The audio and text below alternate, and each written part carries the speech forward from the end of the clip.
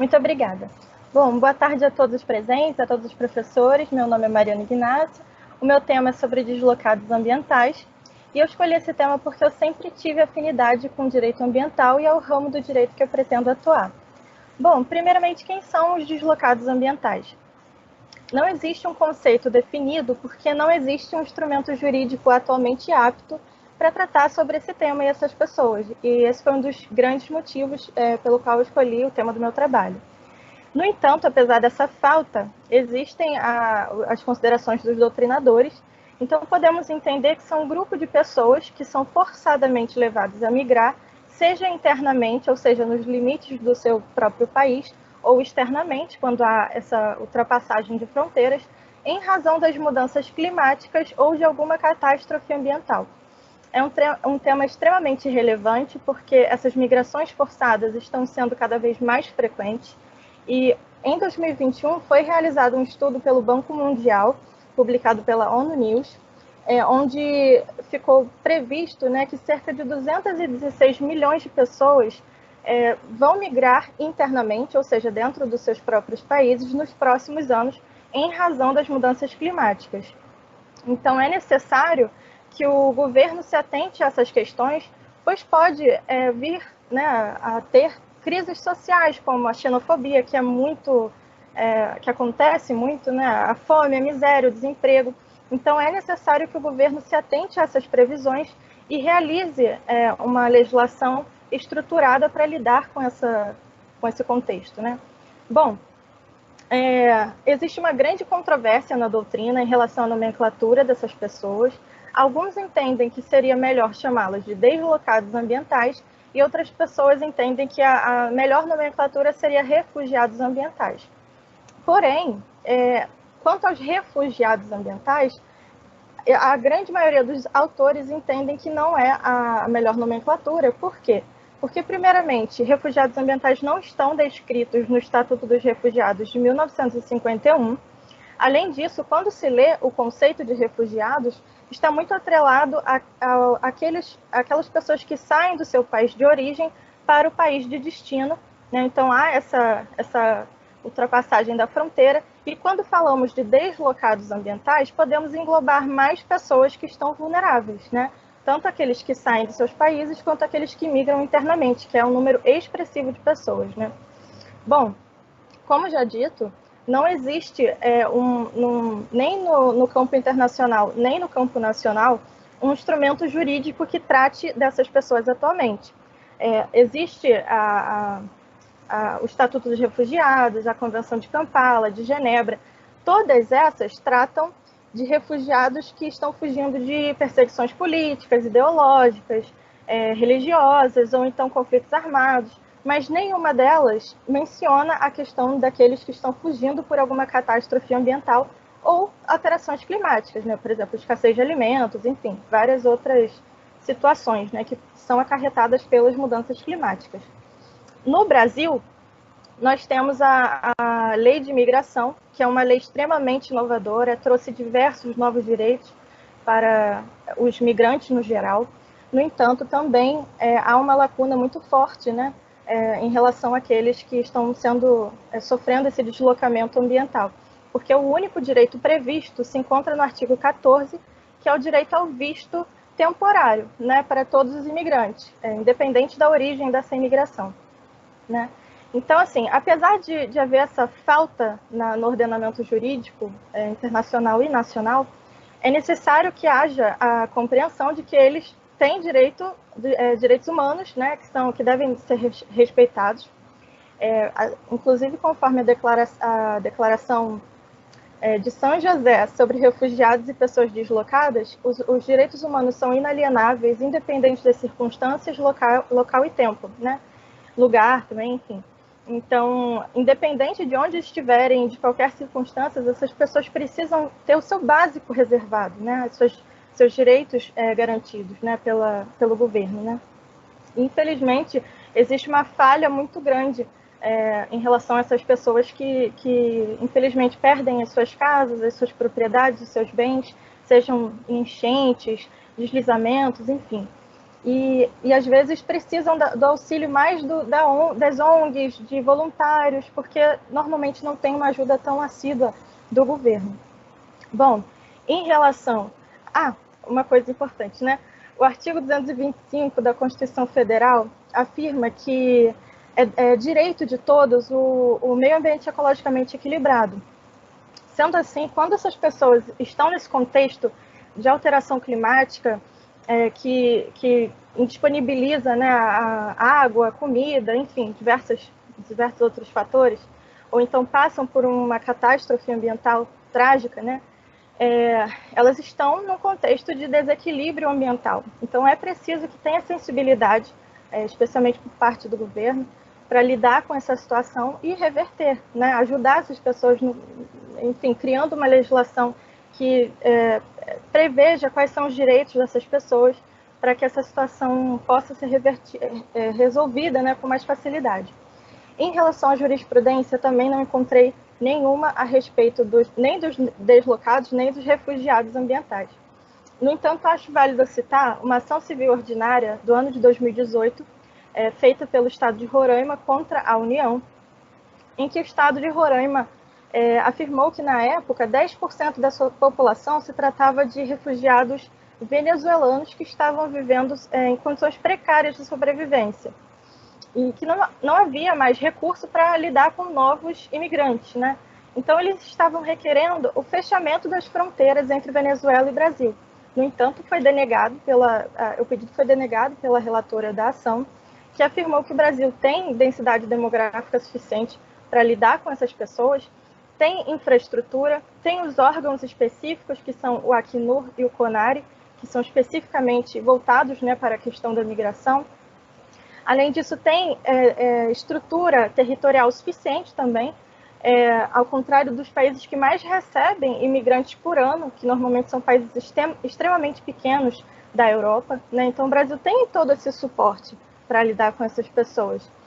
Além disso, o Brasil não pode, por tão pouco, ferir os seus princípios das relações internacionais, como o da prevalência dos direitos humanos, do acolhimento humanitário, da solidariedade, cooperação internacional, enfim, diversos outros princípios do direito internacional. O segundo ponto do meu trabalho foi em relação aos animais, que são sujeitos de direitos reconhecidos pela Declaração Universal dos Direitos dos Animais.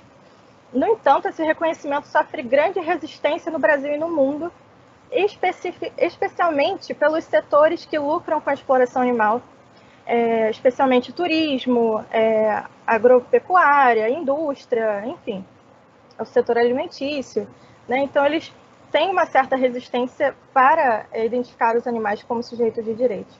No entanto, essa identificação é necessária, porque os animais também estão sofrendo, assim como os humanos, com as alterações climáticas, com catástrofes ambientais, né? Muitos acabam migrando, seja pelo derretimento das geleiras, pela desertificação das florestas, por escassez de alimentos, pelas queimadas, muitas criminosas e algumas naturais, enfim, por diversos fatores climáticos.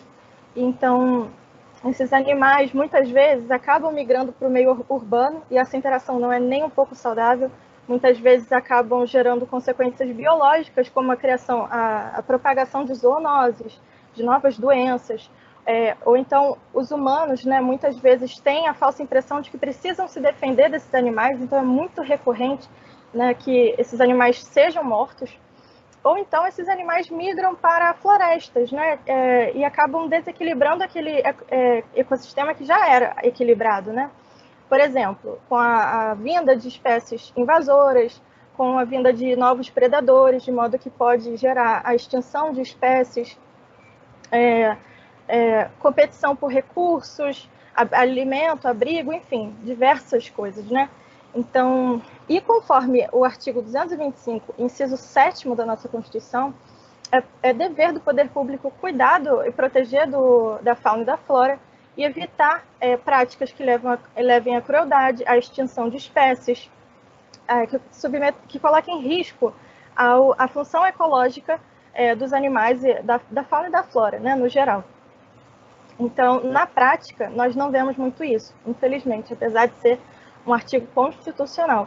né? Na prática, nós, infelizmente, podemos citar diversos exemplos, mas um dos que ficou muito evidente na televisão foi o rompimento das barragens em Minas Gerais, onde diversos animais ficaram soterrados e o governo alegou impedimento para poder resgatar todos, né? Então resgatou alguns e outros não, e que esses que não foram resgatados seriam eutanasiados. No entanto, o que se viu foram diversos snipers atirando de helicópteros a sangue frio nesses animais, desrespeitando diversos princípios do direito animal, do direito ambiental, como o princípio da vedação à crueldade.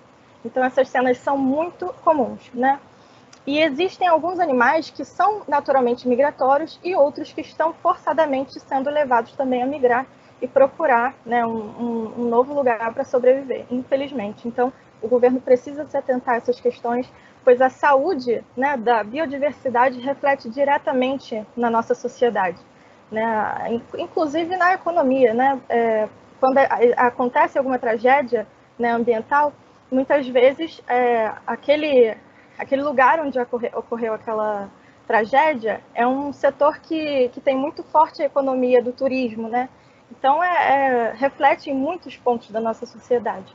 Bom, o terceiro e último ponto do meu trabalho foi uma análise que eu fiz do deslizamento de terra que ocorreu em Teresópolis no ano de 2011, em razão das fortes chuvas de verão, né? Não sei se vocês lembram, mas devem lembrar. E foi uma tragédia a nível nacional, onde mais de 900 pessoas morreram, mais de 300 pessoas ficaram desaparecidas, mais de 30 mil pessoas perderam as suas casas. Então, uma situação extremamente sensível, né?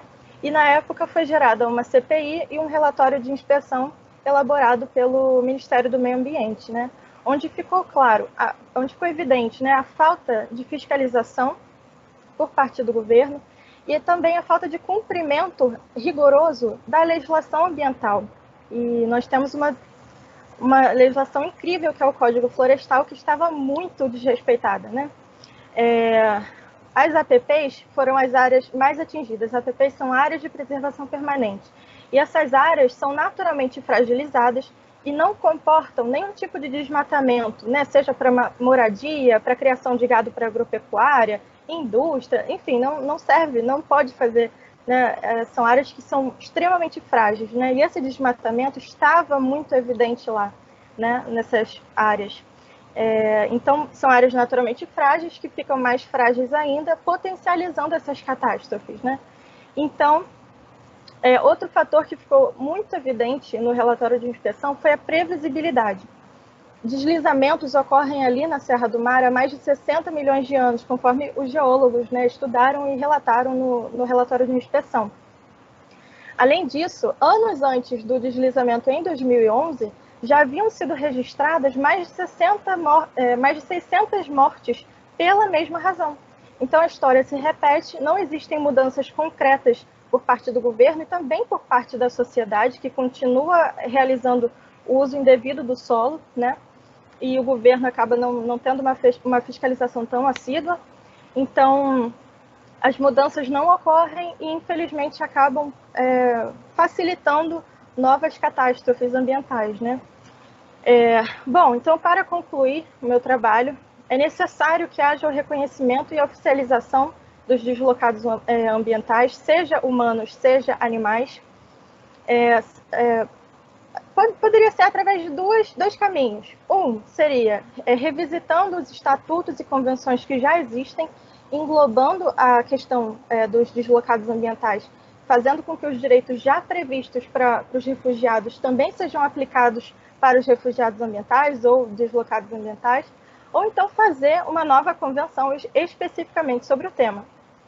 E nesse sentido, já existem projetos ao redor do mundo, em especial na França, que está elaborando, né, uma legislação a nível internacional relacionada aos deslocados ambientais.